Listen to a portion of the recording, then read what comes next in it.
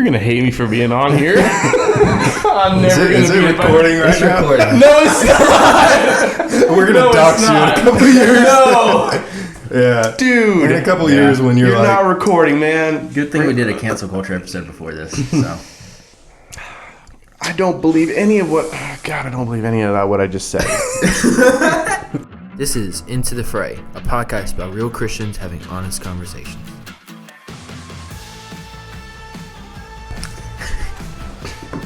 you're good. All right. All right, this is Into the Fray. I'm Austin. Robbie is not here today. Instead, we got two special guests. The one you've already met, named Ryan Adams. Yeah, he's here again. And then Chase Hunnewell, another good friend. Hey, everybody. I did want to start off by saying that I'm really thankful for you two guys, because through this past year and a lot of the personal stuff I've been going through, and I mean, Chase talked about this last Saturday, but I've had to figure out what a real friend is, and you two have been two of like the big pillars in my life of last year, of just people who gave me good friendship and brotherhood, and I'm just thankful for you guys. Same, brother. Nice. And I want to start off by talking about our group chat. So this morning, I sent you guys a video of Sharpay Evans from High School Musical doing her vocal warm-ups. I told you to do this before the podcast. Okay, I didn't do it. My bad.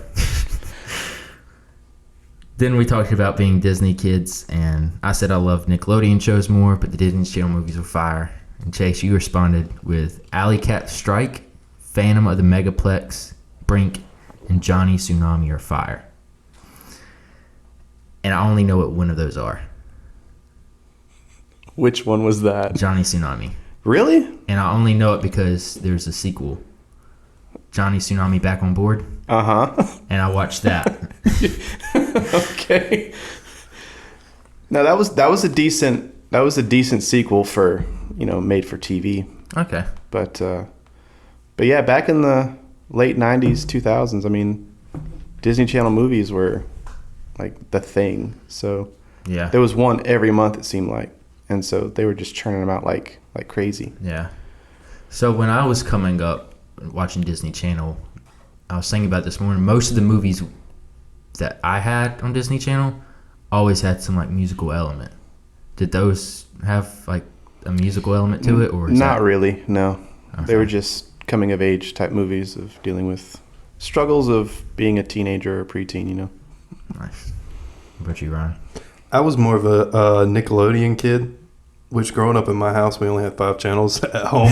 The only time I got to watch like Nickelodeon or Disney is when we went to my grandparents' house in Quitman. Yeah. And so, yeah, I was definitely more of a Nickelodeon fan. So I didn't get into the whole Disney thing, except for the movies that we had on VHS, because that was all we kept on play at our house, because we didn't really have TV.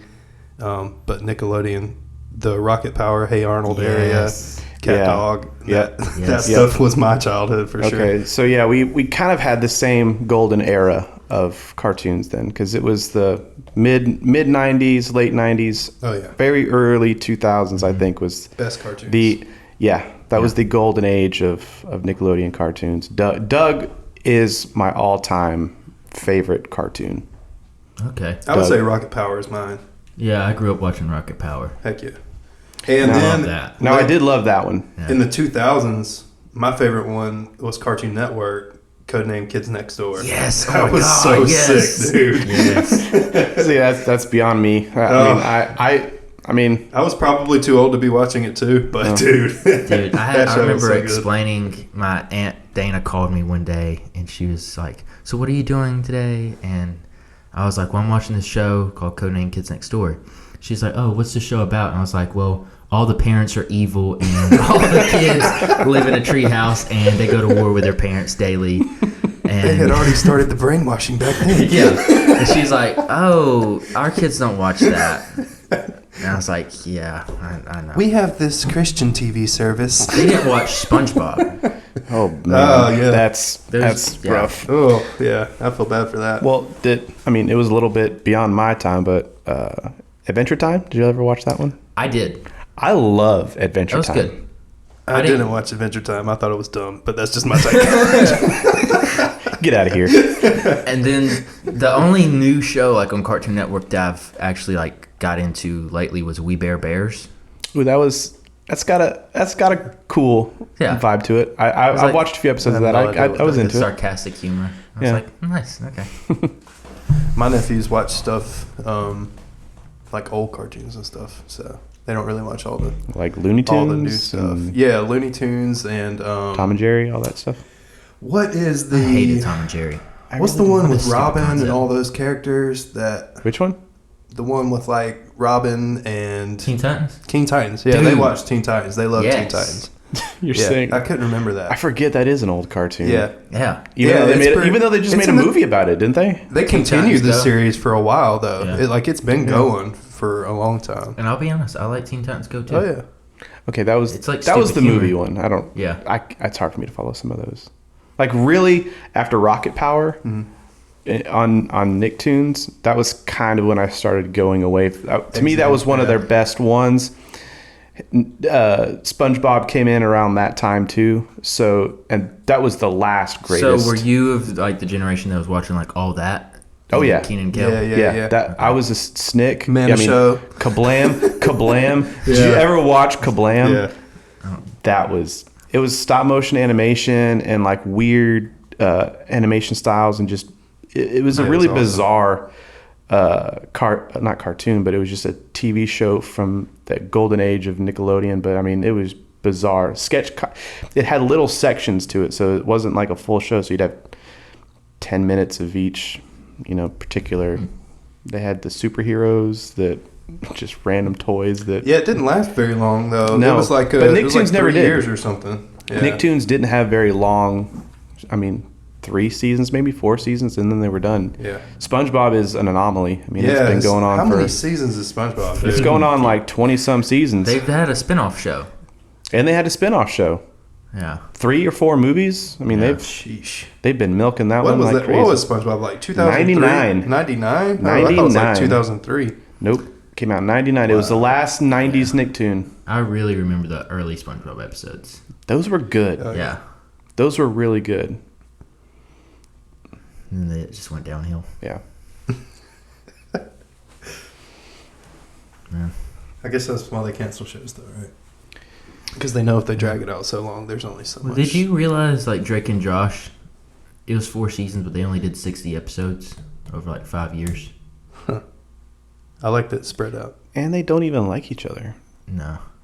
I know. I love Josh. I'm Team Josh. Yeah. That dude is, he's good in real life. Yeah. I follow him on His like memoir all social was great. media. Yeah. Good dude. But, Drake like crashed his wedding and yeah. That was wild, but it was a good show. So, today we're going to be talking about a conversation me, Ryan, and Chase have all the time outside of the podcast, outside of church, when we're just hanging out. And it's this, we've kept up on the Hillsong Exposed documentary, the Rise and Fall of Mars Hill podcast.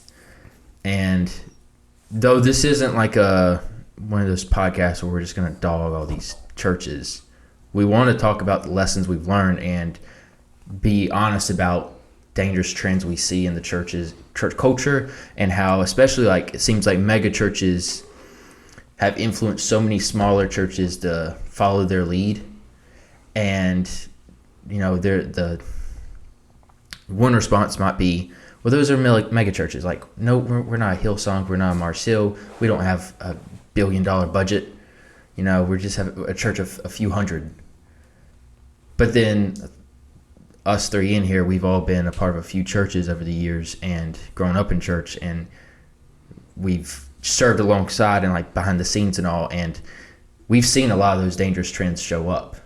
And you'd be a fool to think that mega church culture hasn't seeped into these smaller churches that you're a part of or that you're around.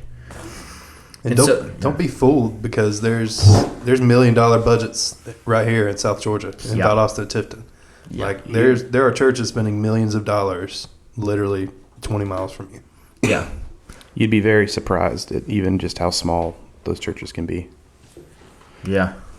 And it's not even like, we're not saying that it's wrong to have $1 million budget. Absolutely not. It's just, I think we need to ask good questions about what are we doing with that $1 million, and how did we get that? That is my biggest thing. Is I struggle with dealing with, you know, how the money's brought in, the tithe, you know, how it's being spent. We tend to just give the money to the leadership, and then we trust the leadership to do with it how we hope and believe is the best. But then oftentimes human nature creeps in for the leadership, and then it gets wasted. And there was a number that I heard years ago, and I don't know how true it is today, but I heard this number a decade ago. But on average, 80% of the money that is tithed to the church, 80% goes to staffing and upkeep of facilities. And to me, that is a mind-boggling number. Yeah. But then we all serve at the church. We all do things here at the Bridge, so we know that it does take money to operate. But it comes in that internal struggle of, well, like, how can we lower that 80%? How can we lower that? Yeah. Because when you have that much money coming in and you look at the demographic of our church, you see that a lot of people are giving, you know, not the last little bit they have, but probably a lot of what they have to keep this church going. And we want to use that to the best of its, you know, its best of its purpose. But you know what's in it? Like, you mentioning that, like, us three in here, we're servant leaders. We're not people who are paid staff at our church. Right. And we voluntarily give our time and energy and effort and all that stuff. And part of that, from talking to both of you, is like, we're not expecting the paycheck. We don't really care for the paycheck. No.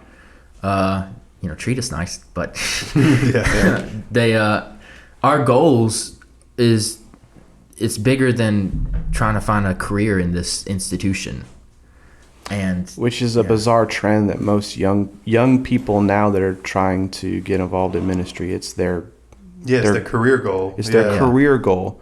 And the bivocational pastor is not a weird concept, and it shouldn't be considered, you know, outdated because where we are today. I had a conversation with a big pastor in our area once, and I was telling him about how I don't feel called to full-time ministry. I was like, I want to be like an elder, a pastor, a shepherd, but I want to keep working at the cabinet shop. I want that to be where I get my money from, and me be able to serve the church and be a blessing to it, not like a hindrance.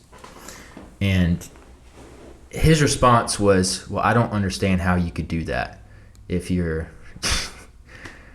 being a pastor. And the reason he's saying that is because something Chase talked about a lot is there's a difference between the preacher and the pastor. And this guy was, like, no shade to him, but this guy was definitely a preacher, and he has built his ministry on go, do, and it's not really sitting with the people and actually shepherding them and doing life together with them. It's, I'm in here to preach, and then I'm out to go preach at the other 1,000 churches that want me, you know? But it was crazy how he thought that it was weird for me to want to be the bivocational pastor. And I'm like, dude, that's kind of a newer concept. That's not, dude, Jesus didn't even do that. That's right, yeah. Like having the mindset of being just solely a preacher or a pastor as your only means of income. I mean, I knew some church leaders one time, and I remember there was a church plant going on in a town around here, and it was a new pastor, and he sent out letters to all leadership on getting, you know, sponsorship support for the church, you know, how to get planted and everything. And he was listing all of the goals that they were wanting for the church. And one of the lines in his letter was that he was expecting $100,000 for his first year as a pastor for the church. And I'm blown away at the audacity, for one, of like putting that in a letter asking for other churches to give you that money, but then believing that you are that important. Yeah, right. I mean, yeah, our pastors are important. Like having a pastor like we have, like Robbie, that is so invested in his flock, that's important. But then when you just have a person that believes that their ability to preach maybe is worth that much, come on, bro. Like you're not that important. No. But then the sad part is like our churches have built the entire institution on their preaching. Yeah. Like they're the main. We've put pastors on pedestals and we've turned them into our own gods, and it's kind of weird. Yeah. It's very weird. I mean, it's like you think about like the Hillsong or the Mars Hill. It's sad that the only people that are really known of from those institutions are the leaders. It's the Carl Lentz, it's the Brian Houston and Mark Driscoll. But then the stories that come out from these churches are people that were doing a ton of work behind the scenes that never got credit, that usually were used and abused and then tossed out. And the one guy that stood out to me on the Hillsong was the he was either audio or lighting, but I'm pretty sure it was audio. But he was burnt out by, like, he had been doing it for so long that when they came to him, he's like, I've been doing this as a full-time job, almost 40 hours a week, and I'm doing this as a volunteer. And their rebuttal was, well, you should be thankful that you're able to do this for the glory of God and furthering his kingdom. And the dude was like, yeah, I mean, that was my goal in doing it, but at the same time, I have a life to pay for. I mean, I've got bills to pay, and I see that there is money going around, and I need to find a job or get compensated here. But the church was just like, there's going to be somebody that will replace you, so you can leave now. Which is weird because churches do know that the volunteers will come. Yeah. And even though a church can burn somebody out, they just know that somebody else will come in. And and that's what that whole documentary was like. You were seeing these people just going, yeah, I served here for this long, and and then they just keep cycling through. Especially a huge church like that had the college to fund those positions, because that's what it was they were funneling in those college experience. It's like we do at our job, we do internships, and these poor kids, they come up there and they do all this free work and they hate it. I know, I see it on their face, but it's like they have to do it to get through school. And I feel like that was the same thing on the Hillsong documentary. But even small churches use people and abuse people like that. You work for so many years and pour so much of your heart into something, and then you leave and you realize you weren't even really missed at all or something like that. It's just like, okay, this dude came in right behind me. And I feel like churches know that a lot of people want to serve, so they know that they have backup options all the time. And especially if you've got a church that's got a strong youth program or a college program, they know they've got workers there to help. So what's been y'all's experience in church? How did y'all get involved in church? Bro. How quickly did you get into leadership positions or serving? I don't know. You can go first, Ryan. I was involved in church since I was 8 years old. Like, I learned how to play guitar, started learning how to play guitar when I was 8, 9 years old. My grandparents taught me, and a very good man by the name of Greg Bell.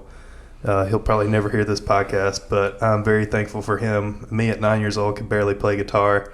He put me on stage at Hope Baptist Church here in Nashville, and my journey of serving started there, kind of horribly playing guitar. I could look out in the audience to see people covering their ears, basically.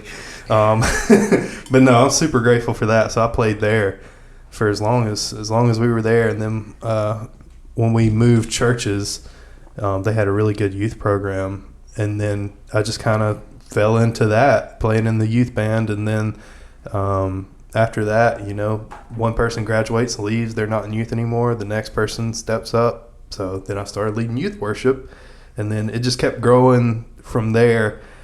And I'm all grateful for that one person who let me on stage when I couldn't really play, but he encouraged me to do better and better and better and better. And it's people like that that make the church so good. Amen. So the church is not bad. The church is not bad. Just have to preface. Yeah, I want to preface my point. Like, I'm probably going to say some negative things about the church, but that's my big C critique. It's not my little c. And we say it because we love it. Like, right. Like, it's same with our personal relationships with each other. Of like, if you see me wilding out, you guys better hold me accountable. Come smack me upside the head and like, get me straight. I'm just very critical of the when the business mind takes over versus the spiritual mind. Yeah. And the business mind is controlling how your church gets dictated 100% of the time. I've got some issues with that, but I did want to reiterate that point. That's right. I never felt used though while I was going through those steps because I was growing in that, and that was God's path for me. Like He was putting those steps before me anyway. So I know at this point looking back, like I'm so amazed to see the path, but I know that was His way of training me up to eventually be and lead places. So after youth, I started leading in service sometimes when the worship leader would be gone, and then they started using me and sending me to other churches and stuff. So that process was I was incredibly grateful for it. I'd never felt used really. Looking back on it, I mean, obviously sometimes there probably was in certain situations, like when we did a church plant and we're trying to get that stuff started, I'm sure there was a moment where they were using me, but I never really felt like that. So I'm extremely grateful for my past in the church. Yeah. But you?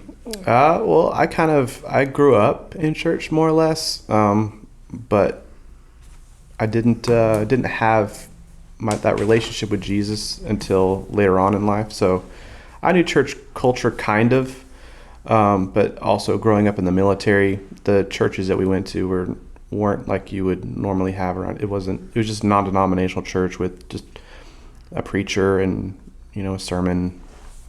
But it wasn't until my college years that I gave my life to Christ and started living a life devoted to Him. And when that happened, that's when I became actually involved in the church. I wasn't just an attendee anymore. Like I was actively getting involved in the church, helping however I could. So that's my story. I started out just helping with youth in the evenings. Then got involved in college ministry stuff. That was when I moved to Tifton, so I was involved at the BCM up there and did that, and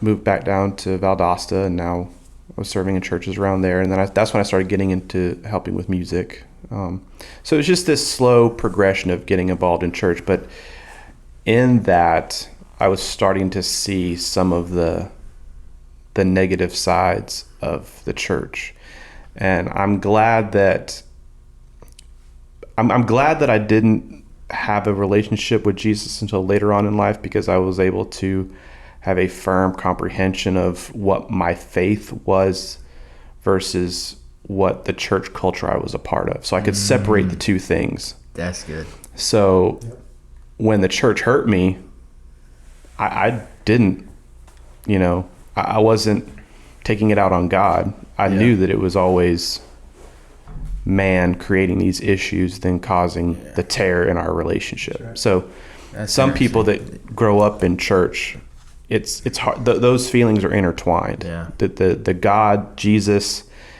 and the church culture are so intertwined that when one gets fractured, which we all know you can't fracture a relationship with God, you can only fracture a relationship with man. So they take it out on both. Yeah, that kind of was my story of kind of just opposite of yours. Was I grew up in church.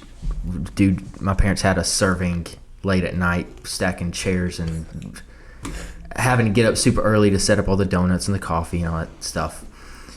And that was how my parents raised us. Is they just wanted us to be they they saw church as such a blessing to their lives, and Jesus really did something on their hearts, and it just created them just these servant leaders.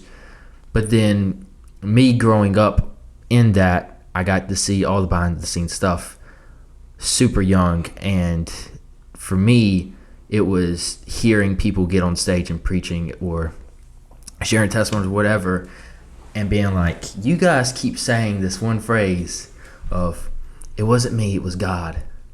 And I was like, well, you're doing a lot of whack stuff. So if you're going to put the blame on God, then I'm going to hold God accountable, and he sucks right now.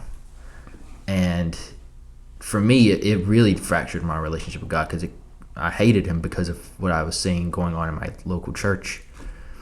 And it wasn't everybody in the local church, but it was enough people, and I had seen enough that I was like, something's not adding up. And I know I've talked about some of that stuff on the deconstruction episode, so I won't go back too much into it, but a lot of me coming to Jesus was me and Jesus making this deal of like, okay, I'll follow you, but I don't want to be anything like what I saw growing up. I want to be like what you have in the Bible. I want to be one of those guys. And then what ends up happening is you come across so much toxicity in the church that you're like, frick, I don't know if that's possible anymore, you know? And then part of that is just like me at the time not even understanding what the Bible teaches about church, of like, the church of Corinth was so whack. They, I just think they had prostitutes in the church. Like, that always puts things in perspective for me of like, I know a lot of whack churches now, but at least we don't have the prostitutes in the church. I was about to say, I've got a hot take. Do we? Yeah. No, but there's definitely a lot of other whack things going on. Like, their whack is no different than our whack that we have going on too. And it's also, it just feels like we take these toxic stereotypes of, whether it be, churches or even politicians or, public servants or whatever it is, cops, whatever. We tend to always say, well, a few bad apples doesn't ruin the batch or whatever.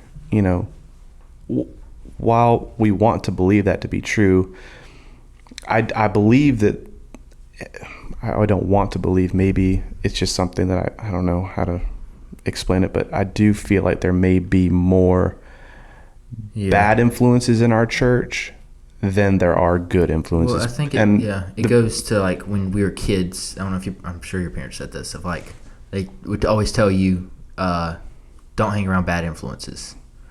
And you're like, but Mom, I'm a good kid, I'm not going to do nothing wrong.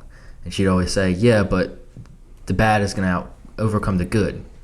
And I don't really believe that, but I do believe it in the sense of, if you're not a healthy, good person who has boundaries, who is constantly training yourself and all that stuff, then you will be overcome by the bad. Right.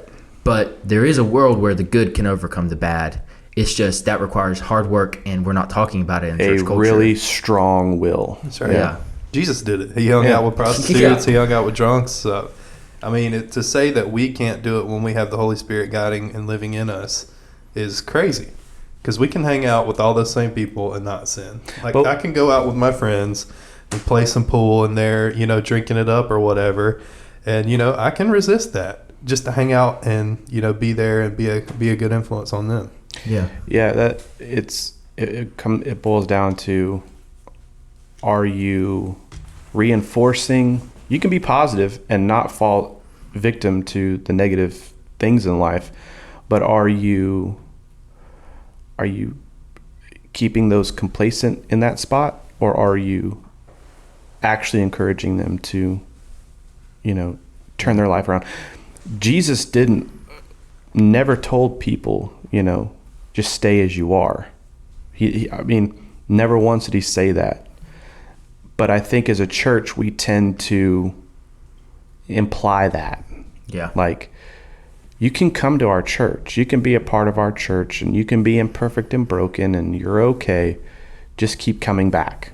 Just keep coming back. I don't care, how you are in your life and right get now. involved and serve us.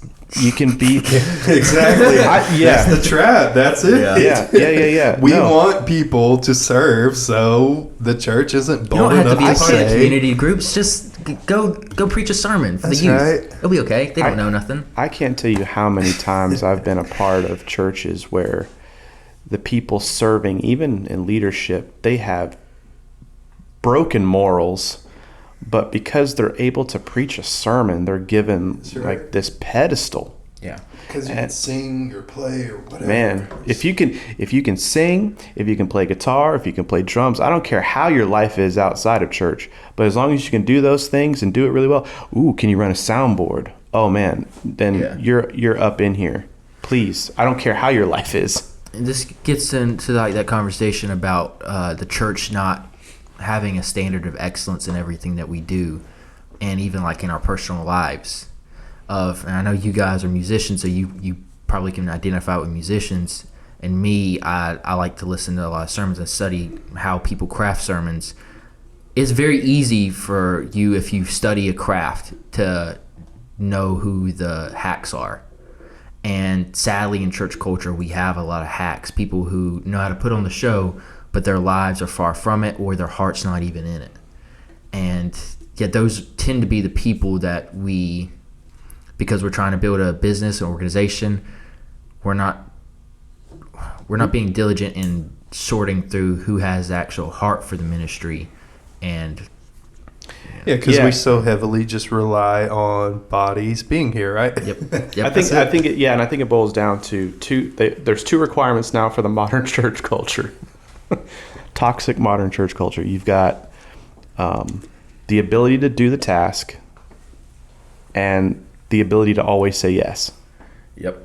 I think if you can do those two things, if you can perform the task good, you don't have to be the best, but do it good, and then always be a yes man, you are in like Flynn. Yeah. That's right. That's what it boils down to. And bring a whole bunch of cool people just like you, too. Yeah. Because those are bonus points, right? Yeah, right. But I mean, I've known people that can barely do the tasks that they're called to do, but yet they get a paycheck and work 10 hours a week. And I mean, always they're just the yes man. Like nothing the pastor says can do. The pastor can do no wrong. Worship guys can do no wrong. No matter who it is. Yeah, it's just so dangerous, because if you expect that your pastor or worship leader can do no wrong, then you're going to be, if you're like me and your faith is largely connected with the institution of the church, then when the church falls apart, like you said earlier, your faith's going to fall apart because it's just so meshed together. And that's why I felt like in the last couple of years I've had to figure out how to protect my faith, my walk with Jesus, as I'm in the church culture, because I've had the experience where my faith was destroyed because of the church culture, and now I'm like, okay, well, I truly believe in the mission of the church and what we're doing here, but I also know that if I'm not protective over my spiritual walk with Jesus, then it's in danger of getting crushed. And I think we've been seeing that with, again, what is that guy's name from that we were talking about earlier? The True Love Waits guy. Don't put me on the spot. Bro, that guy, not to mention even the VeggieTales guy. Yeah. But, I mean... I love how we call these dudes by what they did. Yeah. That's your only claim to fame, guys. But, like, there's these... We see it too many times. I always think of Mark Driscoll, man, of, like, he was such an influence on me. And I still have love for him. I hope, my God changes his path. But he got wrapped up in this church culture, and I'm just like, dude, I know people spoke into his life over the years, and you'll hear them on that Rise and Fall of Marcel podcast. But part of me is just like, man, where you didn't have anybody early on to like mentor you or to tell you to shut up or like stop you from planning a church a year after you got saved. I think I think there's people that do though. Yeah. I with anything, we can get wrapped up in the culture, whatever we're a part of, whether it be, a musician can get in a band and then get involved in the festival circuits, and then all of a sudden a guy that had moderate moral values turns into this heathen, or potentially, I'm not saying that always happens, but your job, you get caught up in the culture. Politicians especially, you get caught up in the political world. You go from being a moderately good human being to a cesspool, person. Yeah. And the church is no different. And I think we all are aware of what can happen when you let too much of the political business side of things take over what's supposed to be, a very spiritual healing community. When you allow that to take over, then you start making really dumb decisions, and you start turning souls into just people in seats. They don't matter anymore. It's just how many more people can we get in. You care more about okay, so we have X amount of people in here. That means X amount are going to give this much. So it turns into just this weird, attendance thing. It makes me question though, because maybe Mark Driscoll had somebody early on be like, yo, slow down, don't do this. I know in my experience, I got put in positions I shouldn't have been in at a young age, of like preaching positions. And then my mom, she was like, I don't think you should be doing this. And I was like, Mom, don't limit the Lord's work. Get out of here, Satan. But looking back, I'm like, yeah, she was right. She was trying to point me to the straight path, and I still went down the wrong route. But the more I've gotten older, the more I'm like, yeah, but there could have been more accountability in my life. And sometimes this makes me question, I grew up hearing so much about accountability partners in the church, but we don't really hold people accountable. Like I've sent text messages out 1,000 times asking people to hold me accountable. And then months go by and no one holds me accountable. I'm like, okay, I'm definitely on my own. And it just makes me question, like, okay, I think we've created a culture in the church where apathy is like, that's default, and work is, and I'm not talking about like work as in like how many hours are you putting in at the church. I'm talking about like just work on yourself. We don't emphasize that. Yeah. Which I think is why, like, you look at a Mark Driscoll, he was so popular. Same reason why Jordan Peterson's popular is they raised the standard of excellence. Even if Mark Driscoll didn't live up to it, they stepped into this place where there's apathy and men not stepping up to the plate. And he's like, step up to the plate, here's the bar, and here's 12 steps to get there. And a lot of us guys seen that and we're like, yeah, thank you. We just needed information. We needed someone to tell us to get off our butts and to do these 12 steps. And so then it just makes me question, like, why, or it makes me feel like that's part of the issue with church culture is we're not showing our congregations how to actually live spiritually healthy lives and to do the work on ourselves, have people in our lives who hold us accountable to do that and like genuinely hold us accountable. Instead, we just focus on, can they build my business and how can I use them to build a brand? I think a part of that reason that we're having that disconnect is because we've turned church into an event on Sunday morning versus what it's supposed to be is just life together. Life, not the service on Sunday and dropping your kids off on Wednesday and then maybe having an evening get together on Sunday evening. Like that, humans, the business has created what we have today. And, some of us, we have to just work best with what we have now because the church has given away so much of its responsibilities to other entities that we are now left with only one thing, and that is the sermon. That is the Sunday morning service. Service. Yep. We've given everything else away, which we shouldn't have. We should be taking care of the poor. We should be... Goes back to that 80% thing. Yep. That 80% should be taking care of all of humanity, like the humans in our community, and the 20% should be for a facility to keep everything going. Right, yeah.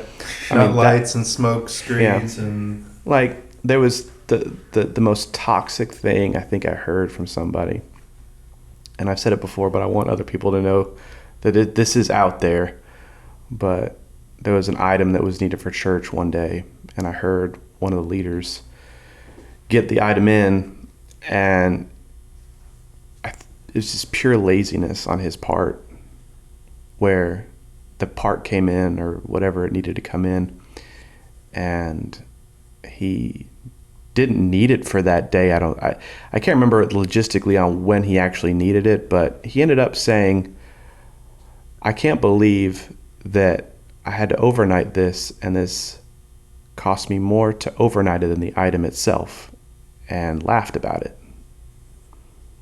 You know, he just wanted to have it there, you know, a day early or something. Yeah.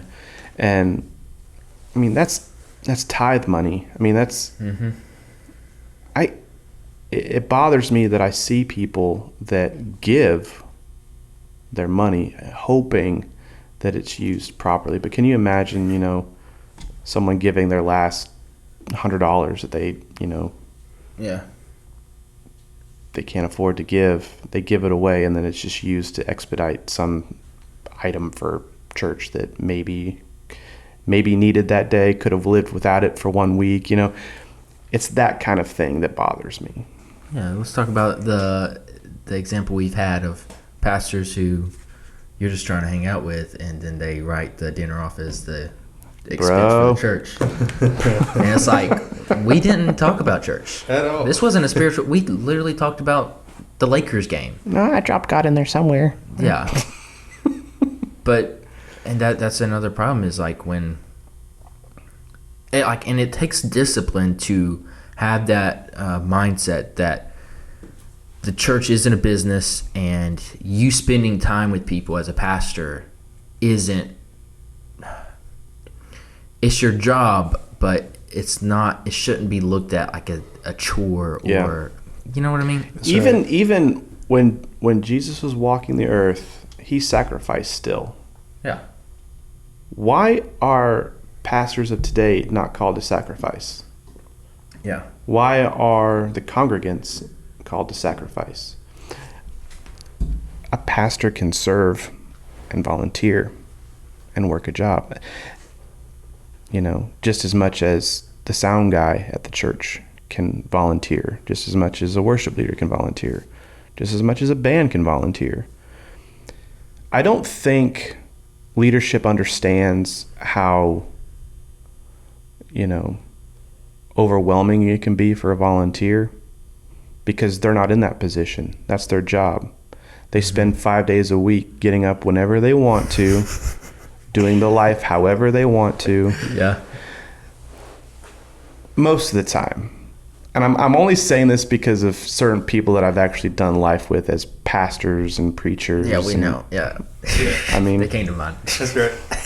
Okay. It's going back to what you said at the beginning of the podcast, Austin, that preacher friend that you were seeking guidance from, he was like dumbfounded that you wanted to do something else and still be a pastor. Like you couldn't, you know, take care of somebody and help grow them while you built cabinets. Yeah. And like and the people who made me realize that was an alternative route I could take to become a pastor, it was Mike Frazier at Grace Baptist. The church was, they were part of a church split, and I'm not going to get into all that, but essentially him and his family were without a home, and that community that went with him,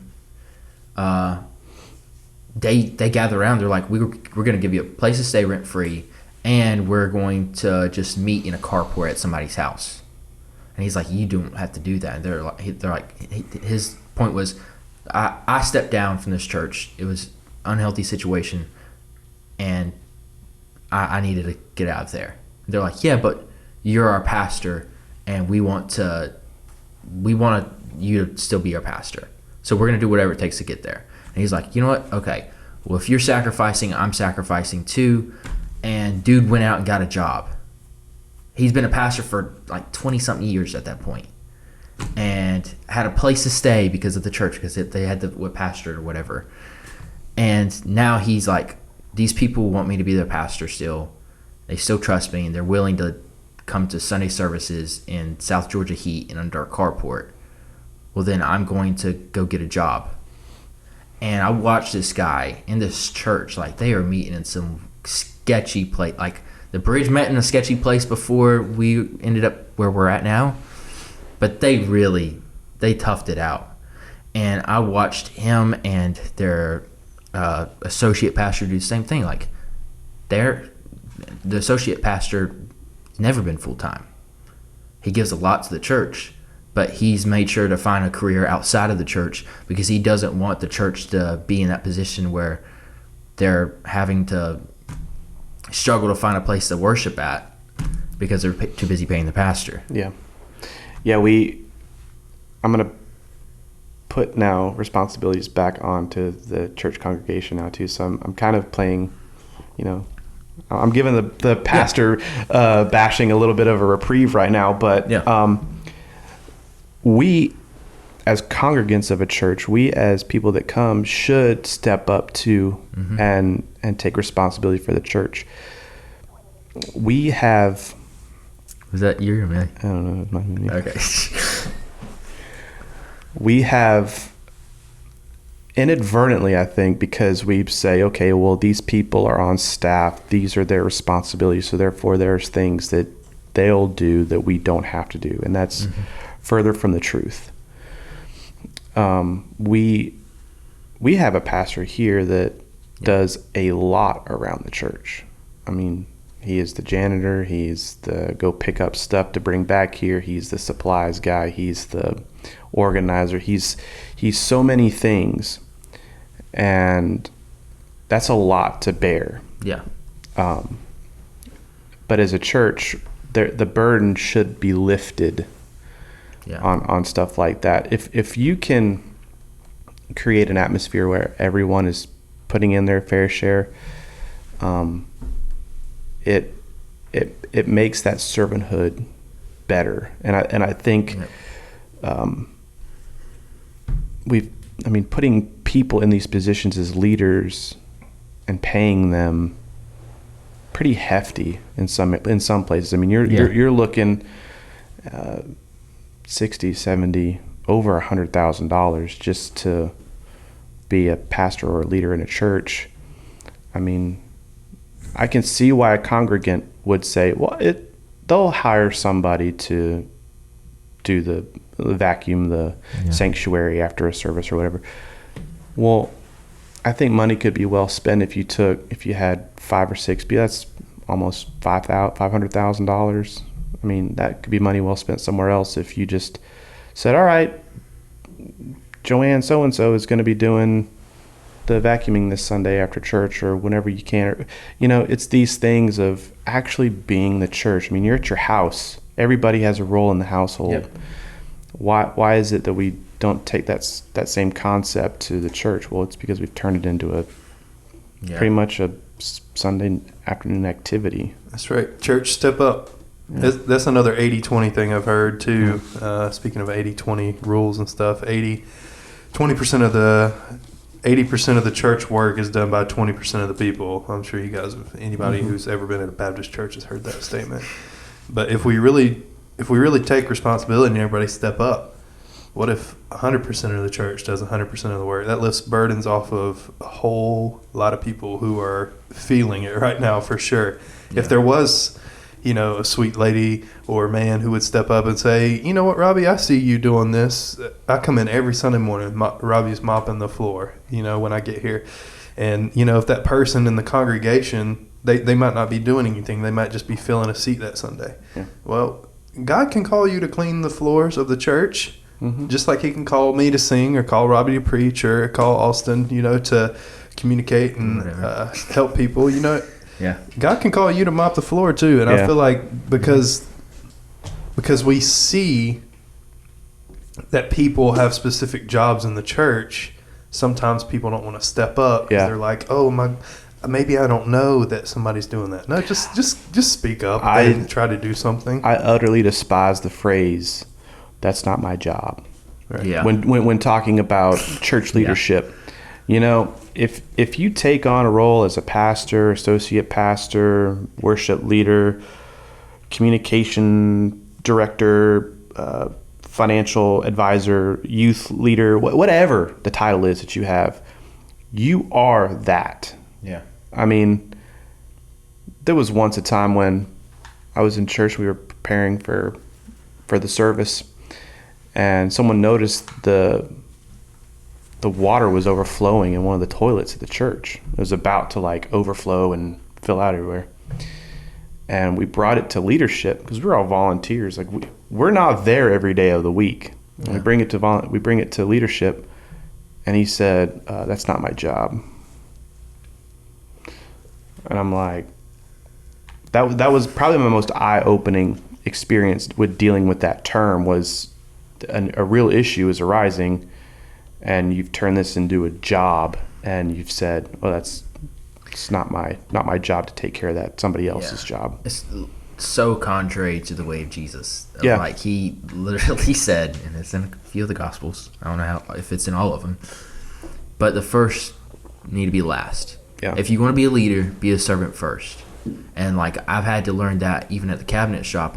We'll have guys come in who everyone thinks that when you come into a cabinet shop, you immediately start building cabinets, and that is the farthest thing from the truth. There's 1,000 other jobs. Pick up nails, son. Yeah. And what we've come across is people so eager to be the cabinet maker. Of course. Because that's glamorous. And it's not glamorous. But they refuse to take the trash out. Yep. We need the trash taken out.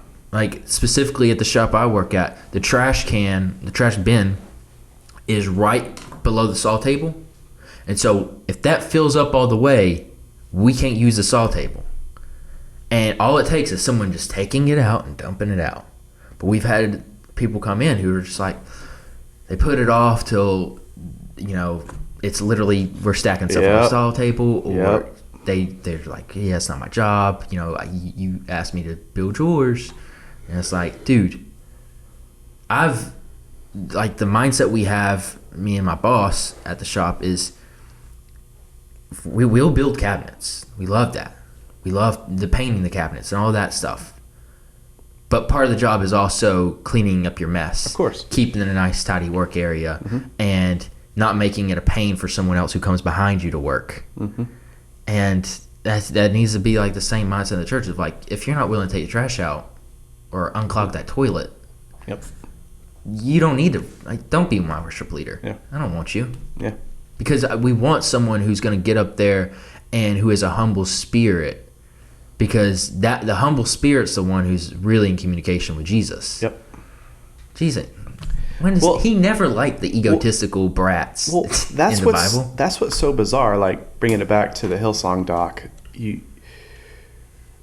they were so hung up on the idea of being like rock stars. Yeah. And I've heard it said before, even in our small communities. I've heard it come out of pastors' mouths where they said, being a pastor is kind of like being a rock star. I mean, I pretty much get to do whatever I want, live a life however I want, and really, I don't get held accountable to much. Yeah. Yeah. You need to go to the bathroom? No, we're good. I'm gonna blow my nose. Okay. It's stuffy, and I'm like, yeah, I can feel it. We'll pause for a sec. Yeah, catch your thoughts, guys. I'm going to go to the bathroom, though. Dude. Yeah, that's right. My wife makes fun of the way I blow my nose too, guys, so it's okay. I don't care. I hear it every single day, especially on mornings like this morning when I woke up at 7:30 and she was still asleep. What I do? I went to the bathroom and I did that. Anyway. All right, so how y'all feeling so far?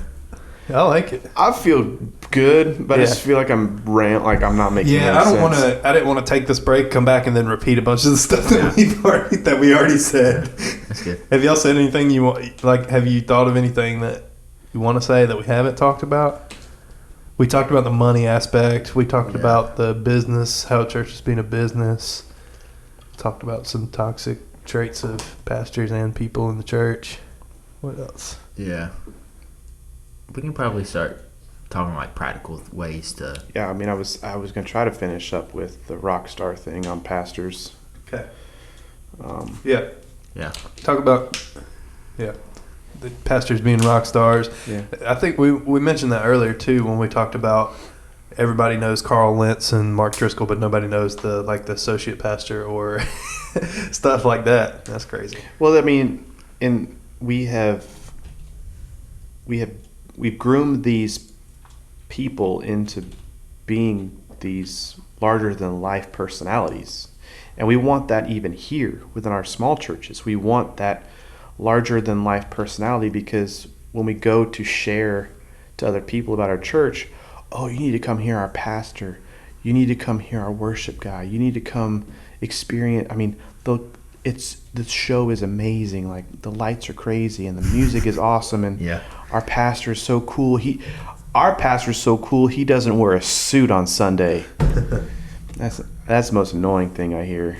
Yeah. I mean, I don't care what the person wears on Sunday morning, but it's like we want to create these larger than life personalities. And even in the documentary, it tells you like they saw Carl Lentz as a larger than life personality. Yeah. They literally were seeking him out. And that leadership knew like, oh, we can turn him into whatever we want him to be. Yeah. And what was interesting was when you realized Brian Houston did not like that. And he was like jealous that Carl Lentz was getting bigger than him. He was I didn't know who Brian Houston was. I didn't either. Until later on. But it was crazy how you watch if it's really about the mission and the vision of the church, which I'm sure a lot of the people who are on the ground like really serving thought it was. Then it shouldn't have mattered to Brian Houston if Carl Lentz was more popular as long as we're fulfilling the vision. That's right. He's reaching more people. Glory to God. Yeah, but what ended up happening is your ego is getting in the way, and you're like, no, this was supposed to be my empire that I'm building. Yeah. And as soon as they got the chance to cut Carl Lentz out, they did, not taking responsibility for their own actions and how, there's tons of abuse they've covered up and how Carl Lentz was, he was just a scapegoat. They thought until Well, that brings me to my next point too. It brings me to my next point. When I first saw the photo of him with Justin Bieber, and his deep V junk nearly hanging out for the world to see, it really made me think on how we, let leadership, let pastors get away with so much. And I think that was just the pinnacle to me of what we allow is acceptable for our leadership because they are put in that position. Yeah. Because you heard him talk about the things that he does, and the Preachers and Sneakers section of that documentary was pretty awesome too. Like that is part of our toxic culture of how churches spend money and how leadership spends money. Like, I have to look a certain way to connect with certain, do you though? Do you really? I mean, $300 on a pair of sneakers could have fed so many people. I've seen it just even in small churches, what dudes spend on suits and what dudes spend on shoes and clothes and guitars. My bad, church. Yeah, that's another good point though. That's an accountability thing that we just tend to overlook.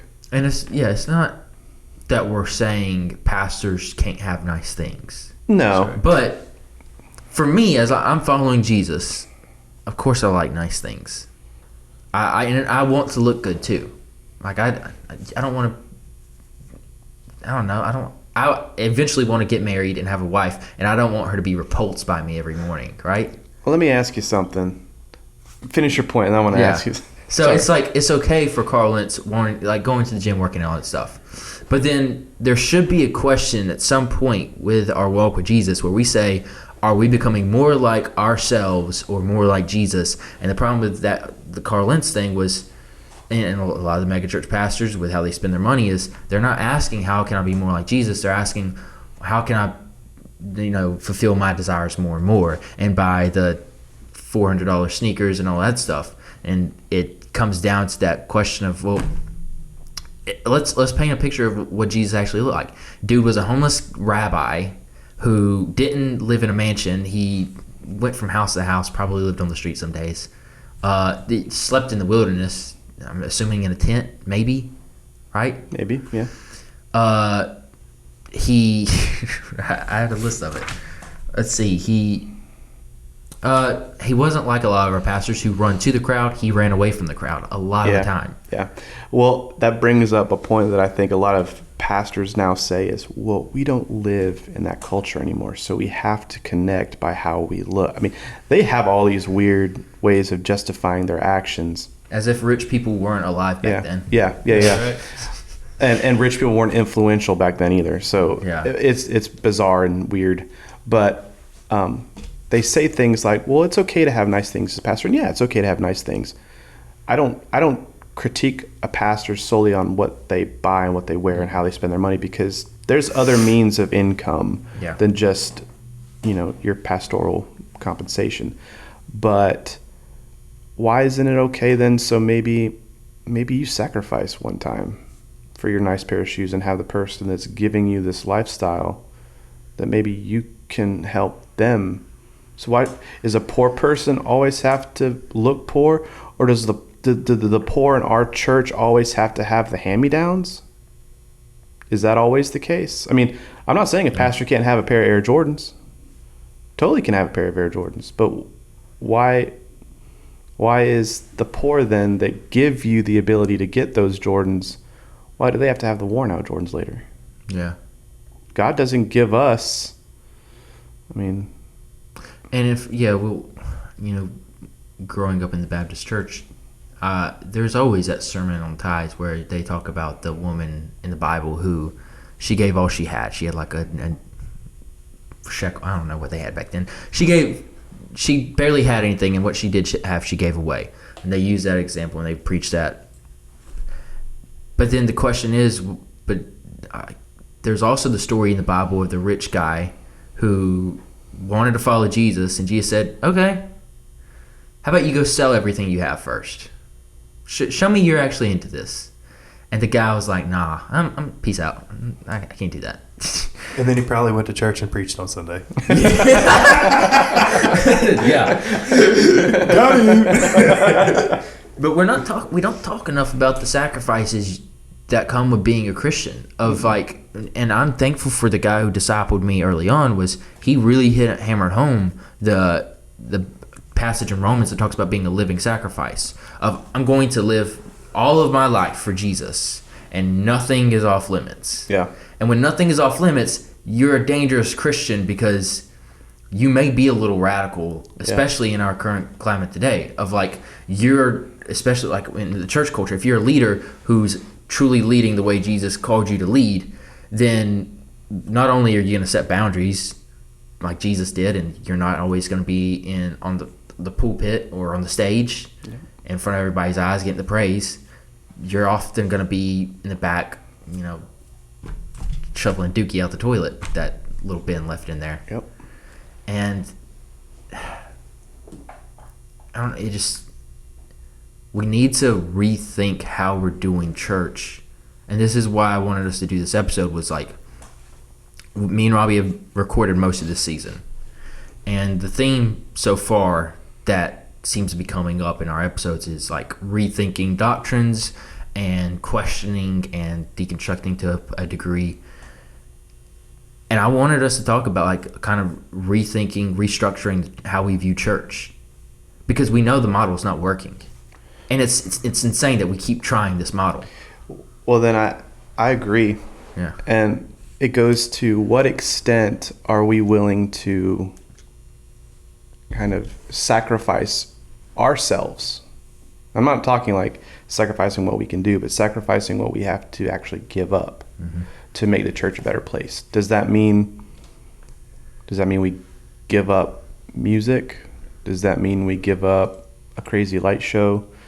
Does that mean we give up Sunday morning service as a whole? Like, these are legitimate questions, because the model for Sunday morning was meant because communities back in the day, that was their one thing. Like, they would commute to one location to learn about Jesus because they didn't know. I mean, they didn't have any form of, communication back then like we have now. Like, they didn't have cell phones. They didn't have the internet. They didn't have any of that. Some barely had books. Yeah. So, of course, you had to have one location to go to hear one person preach the gospel, so that you could learn the gospel, so then you could go back home and share it with your community. Yeah. And then come back. But now that we have the means to get anything and everything just like that, what do we keep and what do we shed? Yeah. I think you got something? Yeah. Like, don't forsake the gathering of believers that it says in the Bible. Does that necessarily mean that we have to gather on Sunday morning? No, that's a common practice. But gather in your houses together, gather in a kayak on a lake together. Just do community with other believers. It doesn't have to be on church on Sunday morning. Yes, that's an accessible way for everybody to get together and come together one day a week. And even we're guilty of this, being a Sunday morning type church. Yeah. I would love to get away from that. I would love to do more home groups and hangouts and stuff like that, where we just as believers are just hanging out, doing stuff, doing life together. Everybody always talks about life groups and stuff. I feel like you get so caught up in that stuff too. Like, let's just go do stuff, man. Let's not plan it to be every week. Let's just... You don't have to preach a sermon. Yeah. You can hang out and you can talk about things that you're going through. Yeah. And just hang out and do community. Yeah, and also too, like, I don't want it to sound like I'm forsaking the Sunday morning thing. No, like, burn it down. But but I think we just need to be aware of these things. We need to understand, like, okay, this is why we do this. Why do we continue to do it?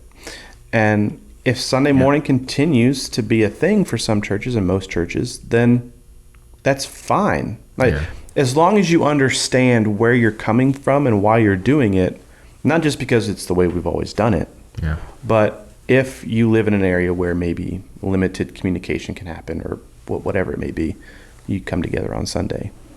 But I mean, for the very beginning of our church, for the Bridge, it met on Saturday night. Yeah. So, I mean, Sunday morning thing, that's just something that we started millennia ago, and we're still doing it today. Yeah. Yeah, we need to get back to that. We don't value each other in the church at all, which is why we don't. We use and abuse a lot of our volunteers and our people. But then, that Hillsong doc pointed out of them not. I thought the big theme of the Hillsong doc was just how much this church did not value the people they had. That's what I gathered the most out of it. And they got those people. They literally got abused, and they got burnt out and all sorts of stuff. And no one's asking them how they're doing. No. They're worried about Carl Lentz and Brian Houston and what's going to go with the budget. The hurt that you saw in those people. Yeah. Because they were all searching for something, just like all of us are searching for something. Yeah.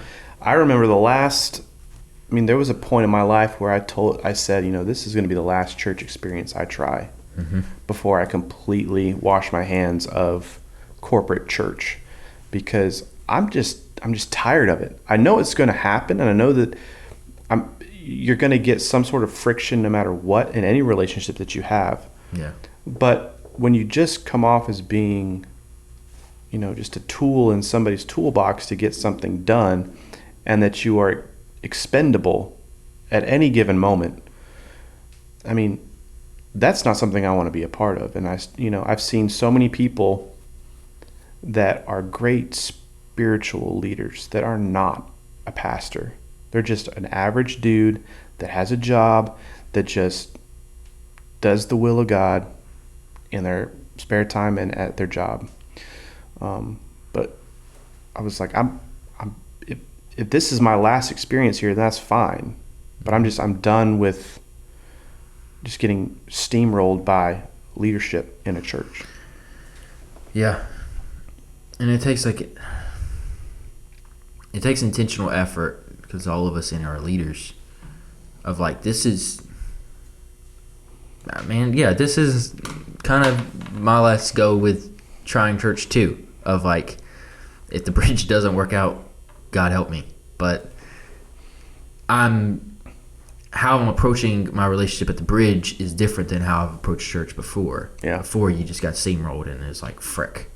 But now it's like, okay, I'm going to set up boundaries, and there's things that we got to work on at the bridge. Like, our church isn't perfect, but leading by example is going to be a huge part of it. Of like, we've been in churches that people are just leading from the pulpit, and that doesn't work.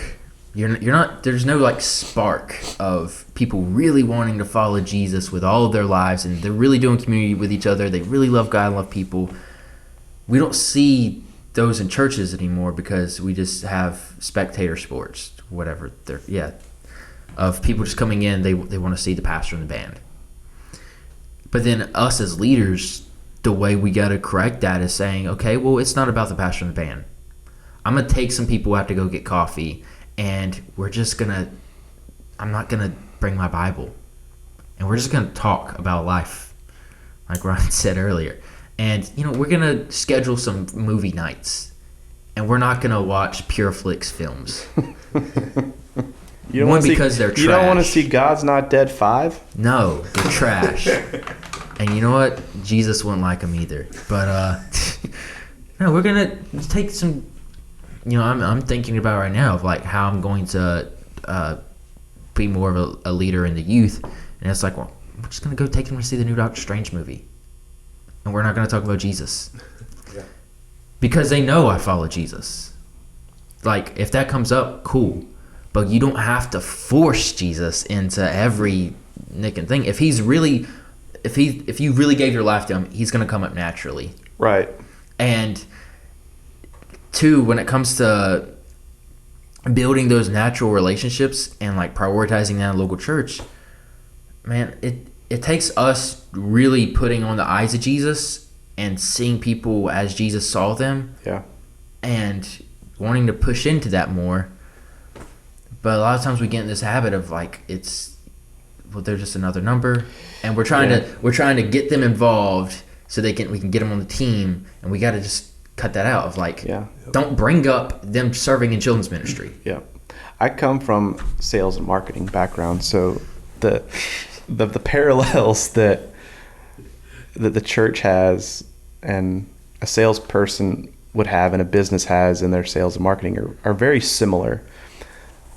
But the thing that the business world understands that the church is failing to understand now is that people know when they're being sold.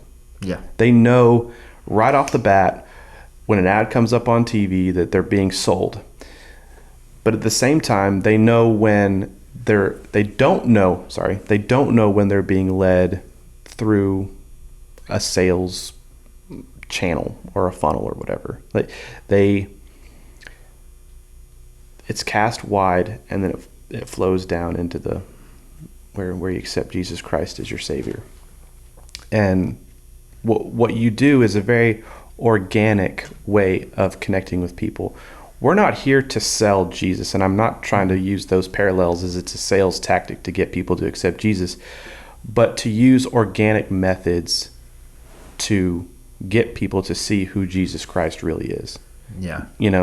And it's taking them out to see a movie. Just being there. Because that's a tactic that people use in marketing and sales, is just being front of mind. And by that, you're just being a person that's there. So when something happens, or they feel the pull of getting to know Jesus, they know who to go to, because there's a dude that just decided to just be present in their life that had no ulterior motive as to try to sell them.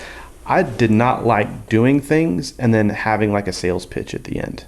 That is the most annoying thing. People hate those things. It's like those timeshare ads, like come down for a free weekend in Orlando and blah, blah, blah. But then at the same time, it's just a continual sales pitch for the rest of your life. And that's not what we're here to do. We're just here to build relationships and build a church.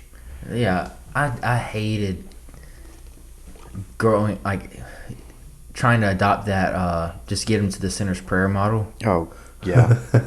I took one guy through the sinner's prayer like 3 times in a week because I was like, I think I did it wrong the first time. Frick. Hey, bro, come back. Yeah, I think I said the wrong word. I literally said that. We were on the track in gym. You're not saved. And I was like, You said the wrong word. Yeah, I was like, dude, you got to come back. We got to redo this. I think I did it wrong. I need to make sure you say this. And it was so forced and not real. And man, that's not how Jesus did ministry at all. Like he was so often just walking down the street and an opportunity came up and he's just like looks to the side and he's like, yeah, I guess, yeah, I'll take this opportunity. Yeah, cool. Right? Just be a good person. Follow his example. Yeah. Like worldly people talk about being good. How much more good should we be when we're in our daily situations and seeing people struggle and stuff? And I think for church leadership to break away from the business model is to not always look at it that way. Yep. It's hard. I mean, it's hard not to. It really is, because even for us, like we all get caught up in it. Yeah. There's moments where we get caught up in the budgets and everything, but at the same time, like you can have the beauty of like how the business world works. It's like a startup has no bearing on reality. Sometimes I think they just do what they feel is best. They just go for it, and whatever works. They don't care about budgets. They don't care about all this. That was bad that I used a business model as a means of how to not be a business, but that's really, I think you can draw some parallels to that. Like, yeah. Being a pastor is not merely speaking on Sunday. That's not just the only thing that you do. Or being some sort of orator of something, whatever method it may be, whether it be putting stuff on Instagram or Facebook or whatever. Like, you're just a glorified motivational speaker. Yeah. You're only providing a certain level of value to a certain section of people. I mean, what would be so crazy for a pastor or preacher to be more transparent in his sermons, to be more honest, to really talk about, like, if you're a leader preaching and your mission is to get these people to follow Jesus, then show them how to follow Jesus. Use your sermon not as story time. I'm not saying that. But beyond, how has whatever text you're preaching on really affected your life that week? Give me the details. Yeah. You ain't got to expose everything. Yeah. But let's be more honest and not put on the show. But I think the reason they don't do that is because that takes away some of their potential influence. Yeah. Because a pastor can't be perfect. If they're perfect, then it's hard to follow them. A pastor is only supposed to be slightly broken. Yeah. I'm sorry. Let me rephrase that. The preacher is only supposed to be slightly broken, because there's two differentiations between that, and I use that when I describe people that are in the pulpit. They're either a pastor or a preacher, and they both do two separate things. Yeah. So a preacher has to be slightly broken. They can't be totally broken, just slightly, so they can show something within their story, but then they can bring it back to how they're not fully broken, to then get more followers to come in. Yeah. It makes me think of, I'm trying not to be too specific about this one. There's a pastor, and me and one of the other members at this church were talking, and this pastor had a very just interesting, it wasn't like sinful lifestyle, it was just an interesting lifestyle you wouldn't expect a pastor to have before he took on this role. And like, he still had it, it was just a separate part that kept hidden from everyone.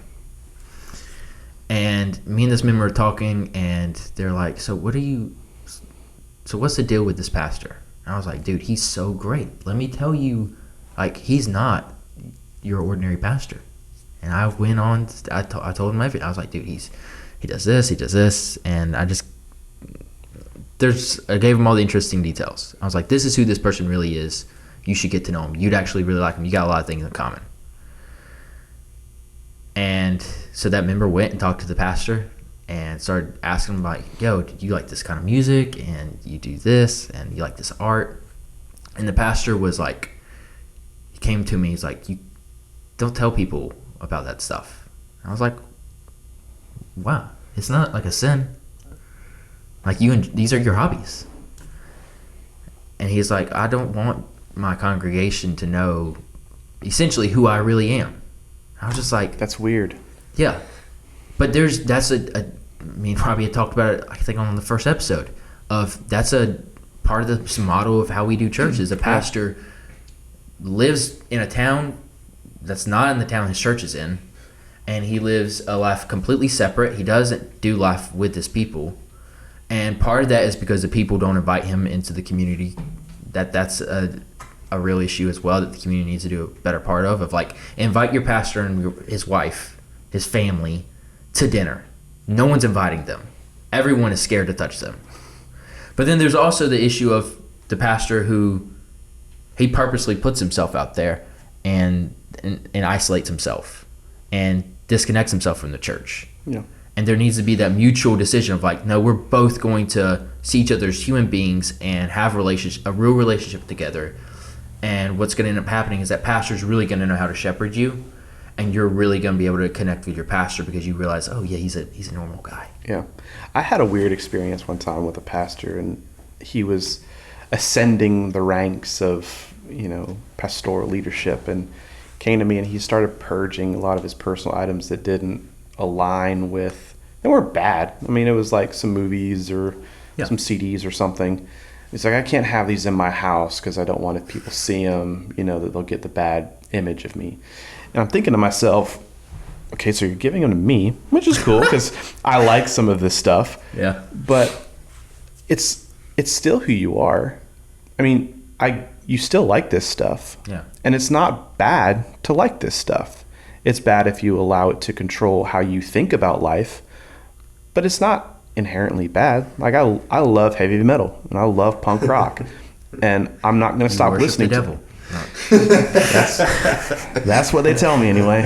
No, but I'm not going to stop listening to it because I can discern the topics that they're talking about. I can appreciate art for what it is, but I don't have to fully envelop my life around it. There's some people that do, and those are the people that we're trying to reach. But no, I'm not going to allow it to completely dictate my life. And if somebody comes over and sees I've got certain movies in my collection, I can discern, what's good and what's bad and what. I mean, obviously there's some things that you just shouldn't, watch, but discerning, having a punk rock CD in your collection because you want to replace it with a Michael W. Smith album, for only optics is just weird to me. Yeah. And there's this reality of like, we all have different maturity levels. I'm not going to go into our youth group and give them Jay-Z's last album. But I'm going to still listen to it. Right. And that's just, we're on different maturity levels. Right. But I'm also not going to hide it when they get in my truck they're like, yo, what is this? And it says parental advisory on it. I'm like, I just like that music. But that's okay. I think part of restructuring the church model or whatever is just being, not only building real intentional relationships with people, but being honest and transparent about who you really are if you're a church leader. Like part of the struggle and where I think a lot of people burn out is just we're putting on that show, and that's exhausting. Yeah. We don't have to do all the things we do. Do you think, like going back to the Hillsong documentary, Carl Lentz was presented as kind of a normal guy at the very beginning, just an average young dude going to school, but he had a charismatic attitude. You saw some pictures of him and you're like, he just seems like the average surfer, like just a regular down-to-earth dude that loved Jesus. Do you think if they allowed him to just be, would he have been a pastor like he was? Or do you think he had those narcissistic tendencies then? Yeah. I think he was a good representation of before he became super popular. But then, I do think it also got to his head. And then when he hit the celebrity type status, then because I feel like even pastors locally run into that, where they get part of the, because communities are no different than, they're just a reflection of the giant United States culture. Yeah. We have our local celebrities, and pastors love it when they're a part of the local celebrity circle. And then they start to in turn reflect. They don't reflect Jesus. They start to reflect the culture in which they're a part of. Yeah. Which is, I think, what I was trying to, reflect on Carl was, do you think he could have stayed more on the path of what he, that's that's a good I think you guys, because going to the beach with your junk hanging out, I mean, I feel like that's just a reflection of that's what culture was then, or wearing the ultra exclusive Supreme hoodie to an event that hardly anybody could afford. I think Carl Lentz, I always want to give leaders the benefit of the doubt before I criticize them. That's why, and if you listen to podcasts, you know that I like Rob Bell. But with Carl Lentz, the reason I like him is because I think he's a genuinely good guy. I think he genuinely was trying to follow Jesus, genuinely was like trying to, he loved the mission of the church, and he got plugged in. He's a great speaker. His book was freaking amazing. I loved his book still. But we don't talk enough about like spiritual disciplines in the church and how to be a healthy Christian long haul. Yeah, because his downfall is the perfect example, and he's just a big example for what keeps happening in smaller churches, and we're seeing it in our local community. There's a problem when we're not teaching in our churches how to actually live like Jesus. We just expect people to know what that means, and and it's not that theology is bad. I love talking about theology. But theology, if you don't talk also about how to live your life like Jesus, then you're malnourished. You need both. Yeah, the reason why I think there's a huge disconnect between, how preachers are supposed to be and how they actually are is Jesus was perfect, flawless. I mean, he did not sin. And we, as humans who are sinners, try to project that on our pastors and our preachers to the point where we believe that they are almost flawless, that they are just right underneath Jesus as far as perfection. And I like what you're saying when you say things like to be more transparent and to be honest and real. And I think some of the best, Joe Rogan is very influential in our culture right now, and he is not perfect.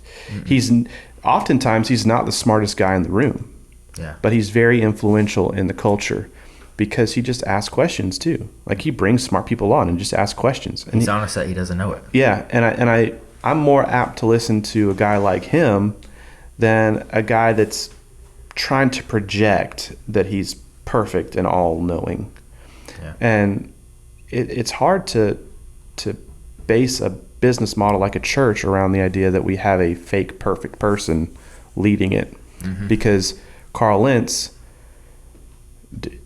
his fall is supremely tragic. Yeah. How he destroyed his marriage, the things he was saying to this girl, the way that he now has completely altered one person's life and perception on the faith. Not to mention with his kids. His relationship with his kids. But that is not far from how some pastors are even locally. Yeah. There are tons of pastors locally that are dealing with those same issues. And we tend to because we're broken people, we tend to always side with the one with the most influence versus, the one that may be the most vulnerable. Yeah. I think if we really care about our pastors, we got to step up and just tell them, like, you don't got to be perfect. And not to give them an out on all the crap. Yeah. Hold them accountable.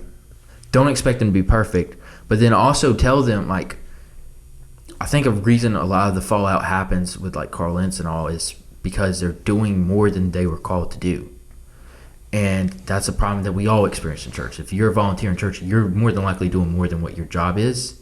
And this doesn't contradict what we were talking about earlier with, like, you need to take trash out because it's take trash out. It needs to be taken out.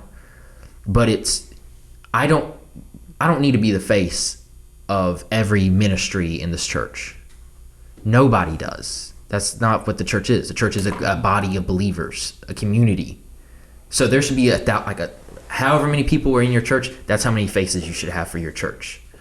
And what we need to do is we need to correct that model of where there's this one guy who all the pressure goes on him, and he better hold it under tough circumstances, because if not, he's going to crush and we're going to destroy him, or we're going to give him an out, but like his life's in shambles still. Mm-hmm. So we need to say, okay, your job is this.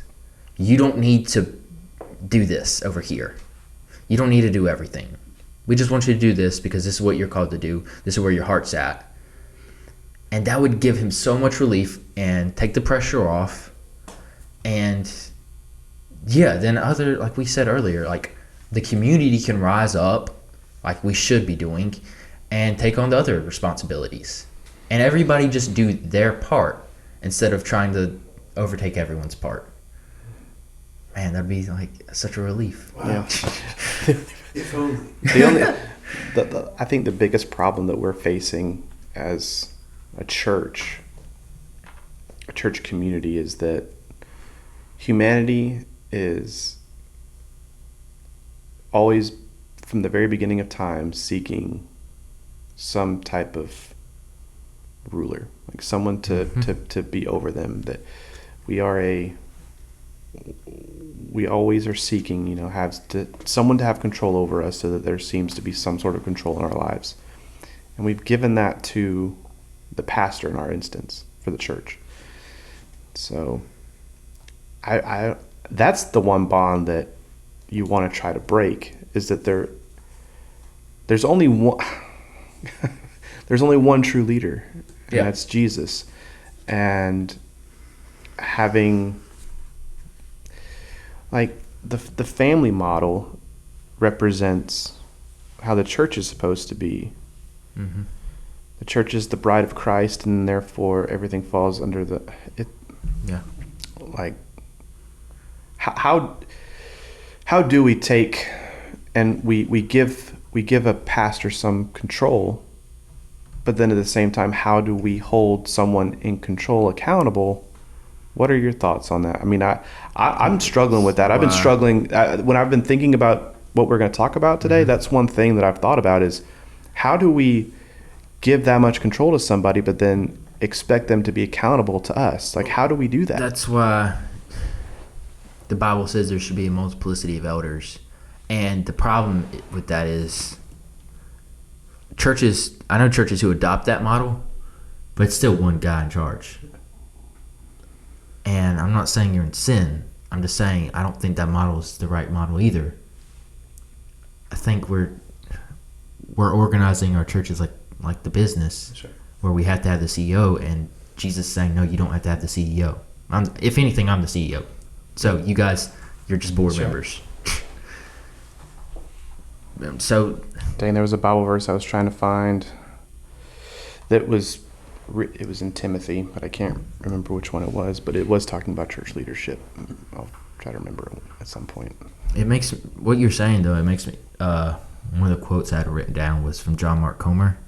He said, "If you want to experience the life of Jesus, you have to adopt the lifestyle of Jesus." And I think that's kind of, if church in America is going to have any impact long haul in our culture, we have to really hammer home that of like, our culture is dying for community. Mm-hmm. They're dying for authenticity. That's why Joe Rogan is popular, like we said. They're dying for community. That's why everyone's online. That's the only place that's offering community.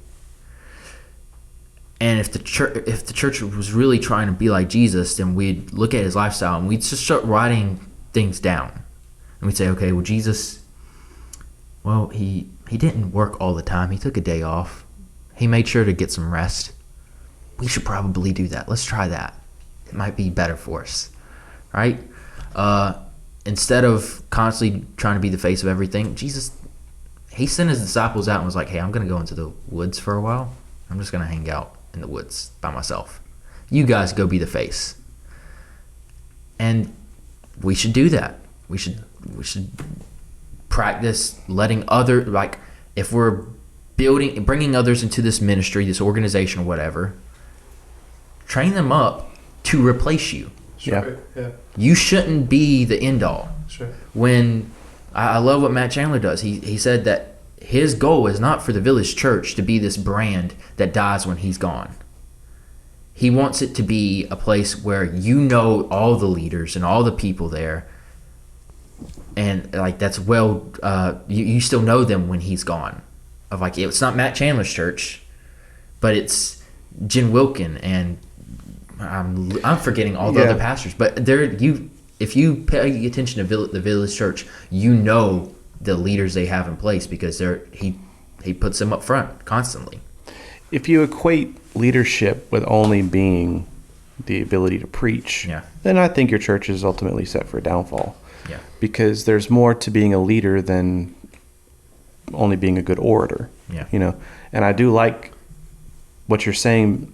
If a pastor can say, yeah, Austin can preach this Sunday, or Ryan can preach this Sunday, or you don't want Chase preaching on Sunday. But like putting people in these positions to do these things and allowing the leadership of the pastor to be, just facilitating, the areas in the church to allow growth to happen. Organic growth, just being a good orator, all you're doing is just creating, I think that just turns people into lemmings. Yeah. And not wanting to actually do anything, but just coming to hear the word of God. Yeah. What's so good about a church, and like a church like ours is unique in that it is, after talking with enough people, it's a refuge for a lot of people. Mm-hmm. For a lot of the de-churched or the ones that have been rejected by churches, you come here and you really have a strong desire to plug in. Mm-hmm. And I think that's reinforced by the way our leadership is. Our leadership is actually plugged in. Leadership is actually doing things. So I think that's what makes us different, is that when I look around the congregation on Sunday mornings, I see a lot of people that are actually plugged in, that are actually doing something. It may not be something on Sunday morning, but it may be something that helps, push the community forward, whether it be the women's group that connects with each other during the week. I mean, dude, that ministry alone, if we can tap into that energy, that into the men. That's amazing. Like the women's ministry in our church specifically is so tight knit. They're such a force. They are. That they're the ones who inspired the men's group. Yeah. The men's group was trash before, and I'm not hating on what was. They literally, the guys who were a part of the ministry before I was part of it, they say that we only met once a quarter, and we barely even did that because no one announced it. Yeah. But they seen the women and how they just meeting and they're hanging out with each other on the weekends. They literally do the church. Yeah. They literally do church. Places, they go on vacations. That they inspired the men's group to start. The men's group's got a ways to catch up. Yeah. But we've started and we're getting there. Yeah. But that's probably a great example of what the church should look like. Is it's not just the pastor, it's not just Robbie in our case, inspiring the congregation. it's the congregation inspiring the congregation. Sure. Yeah. Yeah. And we have I would say most churches have the people that you could train up to be leaders and who have talents and giftings that you could use, that can step up. It's just, we probably need to do a better job at discipleship. Yeah. There needs to be the ability, a good leader can see a leader. Yeah. And you're bringing out the best in the people that are coming along. And you're not strictly finding yes men. You can find 1 million yes men out in your congregation. Yeah. But are they going to be a good leader for the church? No. I mean, you just want, if you see somebody, don't be intimidated by someone's ability to lead effectively. Yeah. Some are afraid of being outshined. And that's what's bad in some churches, is that they just are afraid that, oh, this guy is a better guitarist than me, and he's going to come up on stage on Sunday and do worship with me, and then look better than me. I don't know if I can handle that. So no, I'm not going to have you play on Sunday. That's another thing that I've realized I'm really thankful for Robbie about, was out of anybody to do the podcast, he has let me have the voice on this podcast. And I'm like, dude, I can say some messy, like, he has never once during this podcast said, Austin, I wish you didn't say that, man. I wish you didn't tell people you read Rob Bell. You make us look bad. Yeah. Or I wish you didn't say screw it. Or tell people to go listen to Andrew Schultz, right? Instead, he's like, no, part of us being this community is our leaders are going to be they're not going to be picture perfect. And so we're still going to use them. Robbie's leadership has been influential in my life for a very long time, whether or not he's been directly involved in it, but he's been involved in it for a very long time. When I was in college, he was my boss. I worked at the bookstore and the coffee shop in Tifton. And a questionable event happened in my life. And this is foreshadowing how he is today, because I have another example that I want to share with y'all. I did something questionable, and it was going to reflect badly on him eventually. And I came to him as a man, and I said, I've screwed up. This is what's going to happen, and I understand whatever repercussions come my way from you as a boss.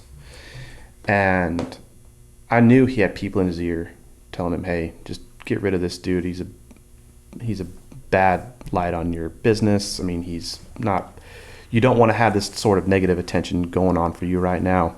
So just get rid of him. I'm sure there were tons of people telling him that. But instead, he extended grace and allowed me to keep my job. That then in turn allowed me to channel a lot of my energy and flourish in an area that I did not expect to happen. And God showed me something through that event.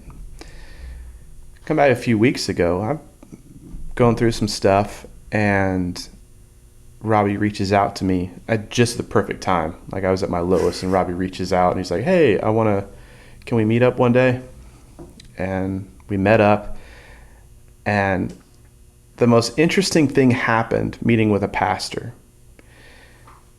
And this is not a dig on Robbie whatsoever. I find this to be one of the most pastoral things I think I've ever experienced in a pastor, is that at the end of our conversation, and the conversation was so organic, and just I was connecting with my pastor as just two brothers in Christ. I didn't see him as an untouchable being. Mm-hmm. Like, he came to me and talked.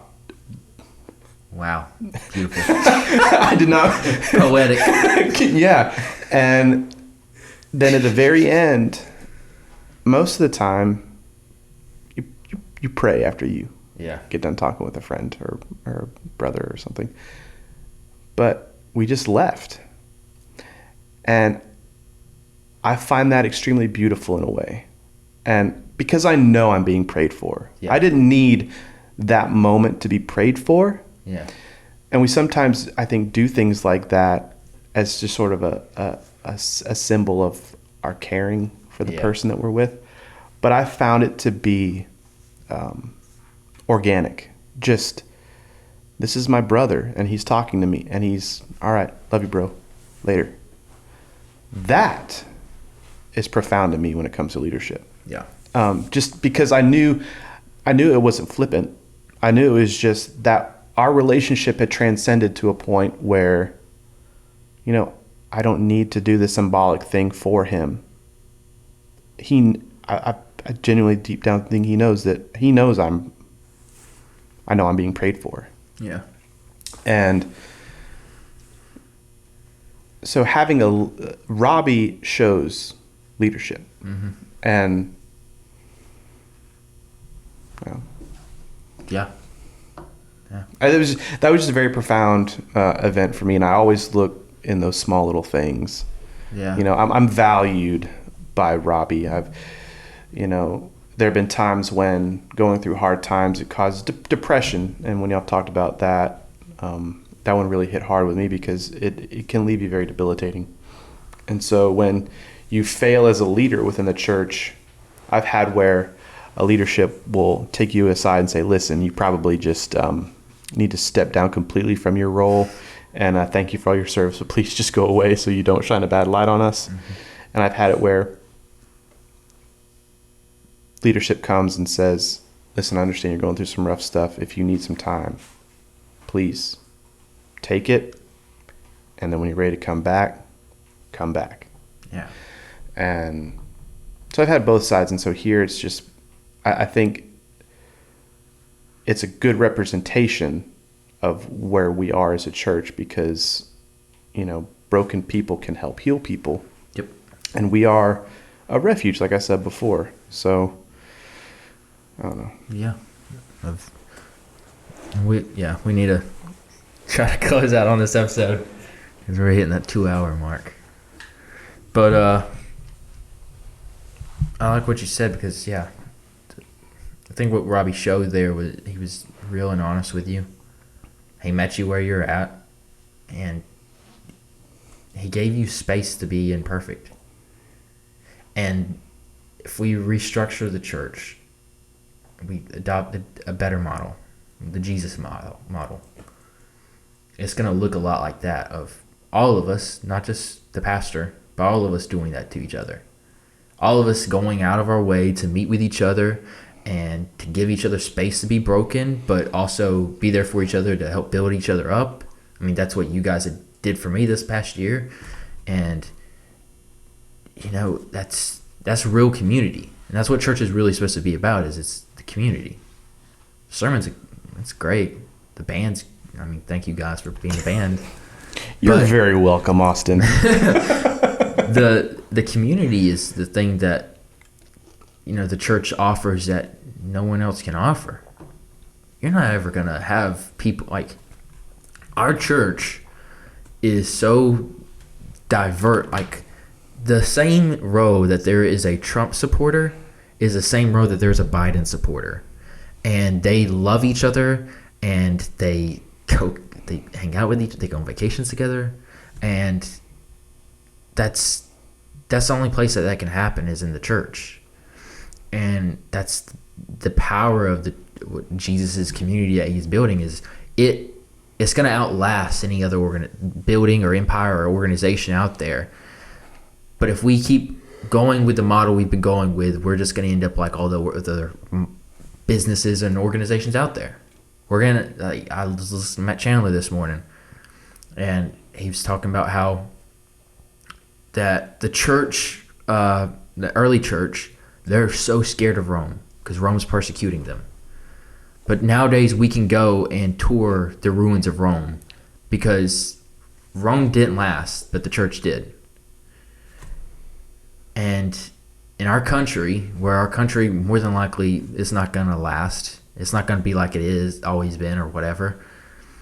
The thing that the church, the way that we outlast our country, outlast all the turmoil that's going on, is we got to adopt Jesus's lifestyle of treating people like actual people, loving them like how we love people, sacrificially, and link arms together. Not just put all the pressure on one guy, but also not create a culture that, allows like one guy to let the power go to his head. Thoughts? Good. Amen, brother. All right. So this is the first episode of Into the Fray for this season. And just to give you guys an idea of what's to come, because this is a 2-hour episode, so thank you for listening. We're going to be talking about Christian warfare on the next episode, and we're getting into slavery in the Bible, deconstruction, apostasy. Can you lose your faith? Can you lose your salvation? Yeah. We're going to tackle Abraham and Isaac's story, thanks to Dak Shepard, and identity crisis. Yeah. And then that's just the second season, and so let me explain that for a minute. We cannot do the podcast every week and never take a break. It is exhausting, and we're still learning how to do the podcast. So what we decided to do is we're going to do seasons. Every season will be 7 episodes because that's a holy number. Really, that's just a number we landed on, and it just happened to work out. But then we'll take 2 weeks off. 1 week will be for me and Robbie to just have a break. The next week we'll go ahead and start recording the next season. And this season is actually, we got 5 episodes down. We only have 2 more to go. And by Wednesday we'll just have 1 more to go. So this whole season is ready for you guys basically. And we're thankful for you listening. We're thankful for you listening to this extremely long episode. And thank you to Ryan and Chase for being a part of this, for giving me your time. Absolutely. Enjoyed it, brother. Yep. All right. That's it.